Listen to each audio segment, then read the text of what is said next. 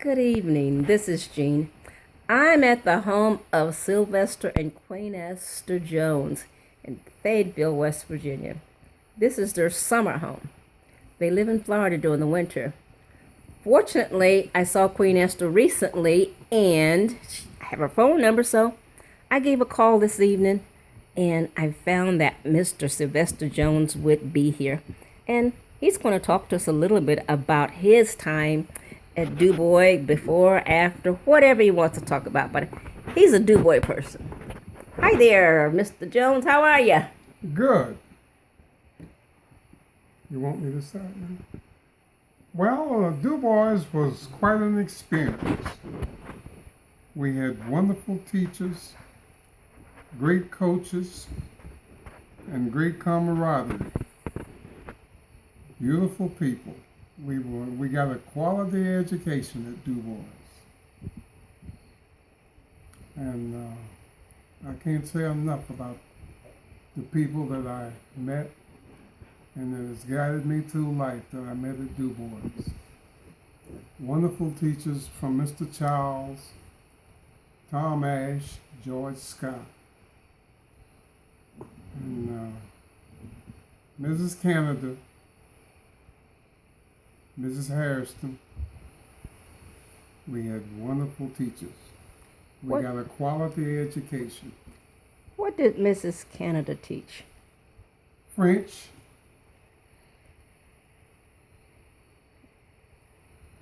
I can't remember what else she taught, but I took French under Mrs. Canada. Okay. Mm-hmm. Okay. Did you do anything in sports or other extracurricular activities? Oh yes, I was on the varsity football team for 2 years, my junior and senior year, and we had some wonderful teams. We had some championship teams during those years, and the Hannahs and the Hughes were some of my teammates. Billy Banks and Mrs. Fleming was also a student for a time along with me, and she finally she became a teacher there. We got a much better education at DuBois High School than we got later at schools after we were distributed to other schools, because the DuBois faculty cared about us. They wanted us to succeed in life, just to prove that we could do as well as anybody else. And that's not the case anymore in education. Yeah.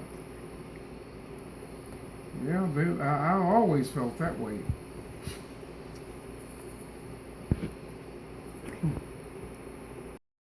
Yes. This is Otis Brown. This is our instructor, our teacher, Lal Greer. These are the twins, Lanzetta and Armetta Jasper.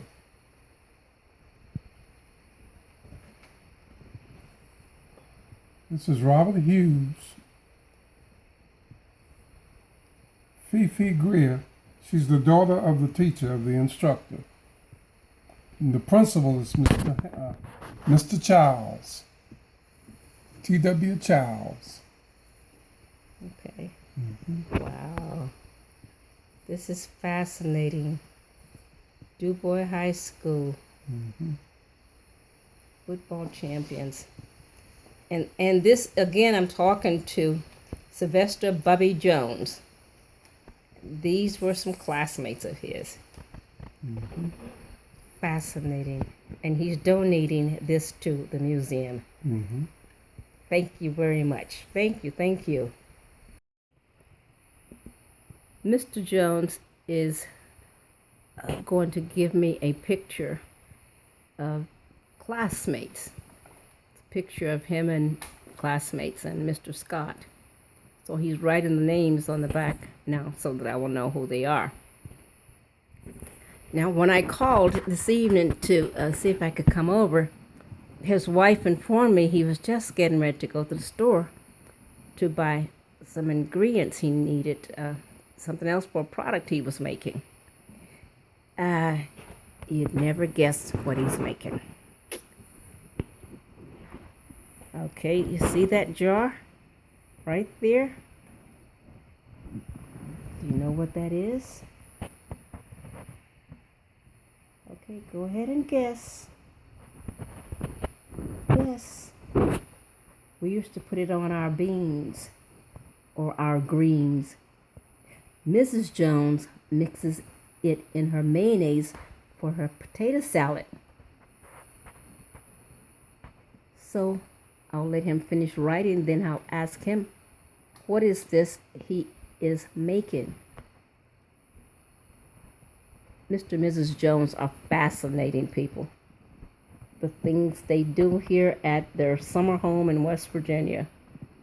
They have a garden. They cook. Do you guys can also? Yes. Well, obviously they can. That was a silly question. That's what that is. And, yes. They brew. And make wine. Oh, yes. See those pink balloons over there? There are names on those gallons. Mrs. Jones makes wine. Look at those beautiful flowers. They make wine. Absolutely fascinating. Nothing boring about them at all.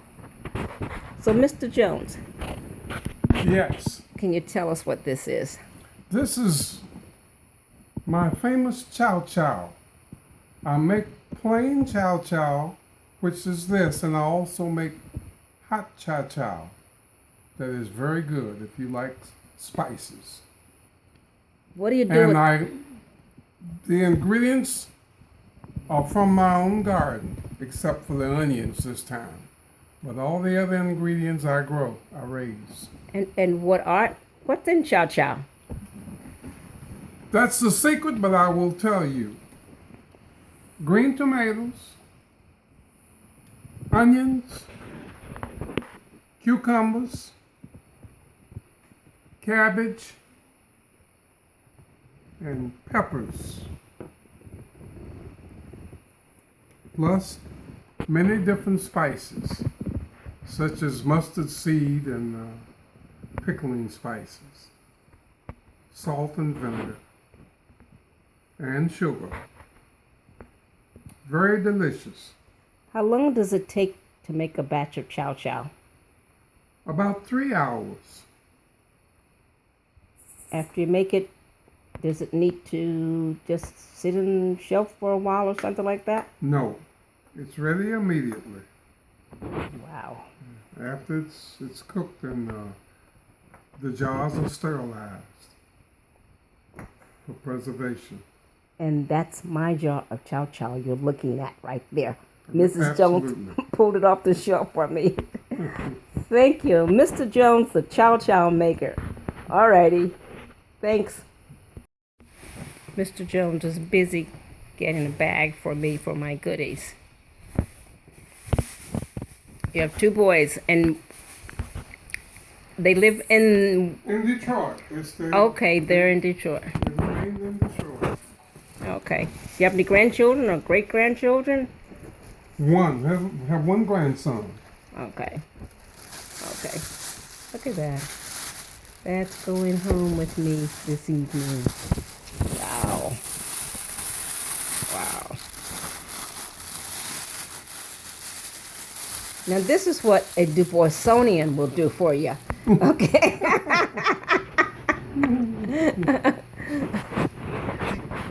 Interestingly enough, and you know my cousin Jordan Evans, he was taught how to cook and take care of himself also, iron and whatever. This is what it seems like men were taught that years ago. Absolutely. They were yes. taught that, and so they could take care of themselves and anybody else they needed to, which I makes haven't sense. seen Jordan this year. The first year I ever came up here and didn't see him. He's going to. No, he went to Charles. That is the most delicious iced tea you ever want to try.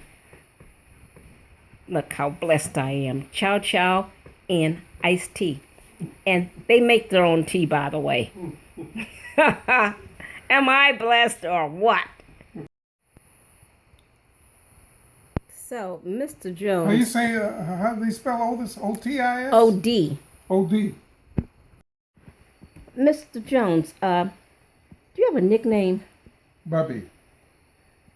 And how'd you get that? From my mother. Okay. Bubby Jones. Yes. See, going to the reunion, as I did also, there were lots of Jones guys. And that's how we'd know the difference in which Jones was here. Right. And which, because you're Sylvester Bubby Jones. I think most of the other Joneses have gone on beyond. I didn't see any of them at the most recent reunion. Yeah. What year were you in DuBois? 1941 to 1944. Okay. And tell me something about the football team. The football team was magnificent. We were one of the best teams in the state. We won the state championship about 4 out of 5 years during the 40s. Our number one opponents were Garnet out of Charleston and the team out of Huntington. I've forgotten what their nicknames were, but the Garnet was the Yellow Jackets. Okay. I don't remember those either. I was a little kid then. At that time, Simmons in Montgomery had a team. Oh, okay. Simmons High School was in Montgomery. You don't remember that either. No, I was only a baby at that time. Yes. Simmons had a high school, and we competed with Simmons and Garnet and Gary. Stratton from Beckley was an arch rival. We had a memorable game with Stratton, which we beat them 8-6 in the championship year. Stratton's coach was a former schoolmate of our coach. His name was Herbert Kane, and he was a former schoolmate of George Scott in college. Was Alfonso Massey on that team? Alfonso Massey was on that team. We interviewed Alfonso last year, and he talked about that game. That's why I'm thinking, I'll bet you it's the same game. Absolutely. Alfonso Massey. He was at the most recent reunion looking fine, looking wonderful. He was. And we do have a tape, we have a DVD, which I will get to you. Oh. He is the star of that tape. Mm-hmm. He's the first one. Yes. We also had a great fullback from Harvey by the name of Charles Fairfax. And Johnson, we had a running back by the name of Johnson. Burley Payne from Mount Hope came along on the ensuing years. Jordan Evans played on that team too. Robert Hughes, Leon Hanna. That's about all I can think of right now. Yeah, the Hugheses and the Hannas are from Hilltop. Right. Yeah. Mm-hmm. Mr. Emmett Hughes was the father of Robert. Yes. And he was a Sunday school superintendent. And he also, Emmett Hughes was my principal in elementary school. Was he? Yes. And there's interest in history. There's actually history on the African American History site in West Virginia that Emmett Hughes is listed in. Yes, I was impressed too. Okay, I'll talk to you a little bit later. Thank you. All right. has been drafted. That's why there were only about 5 graduating seniors in our class. Boys. All girls other than that. Wow. To take to the first reunion that was held in Beckley at the Ramada Inn, and I put this picture in my window. I was on the ground floor, and I put this picture in the window with a light above it, so the fellow graduates could see it as they passed. And all night, I could hear them all hollering and making comments about there's such and such a person, there's Betty, there's George, there's Julia. And that was the effect that I was hoping for. Wonderful. Wonderful. That's why I had it made up, blown up like this. And this is the picture that you're speaking of, the one that you're donating to the museum now. Yes. And that first reunion was in 1972. 1972 Yep. at the Ramada Inn. Yep. And there are a number of hotels in that place right there now, and restaurants. But yep. We tore it down. My Aunt Gilberta lived in New Jersey at the time, and I was a young Navy wife. We were living in Rhode Island, so we used to go to Jersey about every 2 weeks. It was like a 4-hour drive. So I saw that laid on her kitchen table, and that was it.